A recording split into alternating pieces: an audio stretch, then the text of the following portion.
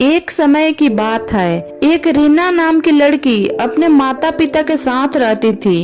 वो अपने माता पिता की इकलौती बेटी थी। उसके माता पिता उससे बहुत प्यार करते थे, इसलिए वो जो कुछ भी मांगती थी उसे ला कर देते थे। उसके पिता एक मजदूर थे, लेकिन फिर भी वो अपनी बेटी की हर इच्छा पूरी करते थे। एक दिन रीना ने अपने पापा से कहा, पापा मेरी चप्पल पुरानी हो गई है, क्या आप मेरे लिए नई चप्पल लाओगे? पिता ने अगले दिन नई चप्पल लाने का वादा किया और अगले दिन नई चप्पल लेकर आए।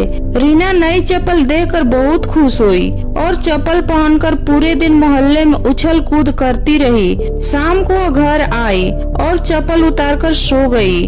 अगले दिन सुबह रीना वह चप्पल नहीं पहनी और अपनी पुरानी चप्पल पहनकर खेलने चली गई और मम्मी से कह कर गई कि मम्मी मुझे ये चप्पल पसंद नहीं है, मैं अपनी पुरानी चप्पल ही पहनूंगी। उसकी यह बात उसके पापा सुन लेते हैं। इतने में रीना बाहर खेलने भाग गई। रीना के पिता उसके पीछे पीछे गए और उसे अपने पास बुलाकर कहा कि बेटा, अगर तुम्हें नई चप्पल नहीं पहननी थी तो तुमने क्यों मंगवाई और तुमने उसे कल पूरे दिन पहन कर रखा। अब हम इसे वापस दुकानदार को भी नहीं दे सकते हैं। तो फिर रीना कहती है कि पापा, मैंने ये चप्पल मम्मी के लिए मंगवाई थी क्योंकि उनकी चप्पल टूट गई है और वह खर्च के डर से कभी अपने लिए नई चप्पल नहीं मांगती है। इसलिए मैंने वह चप्पल कल पूरे दिन पहन कर रखी ताकि मम्मी उसे वापस करने का न बोल सके।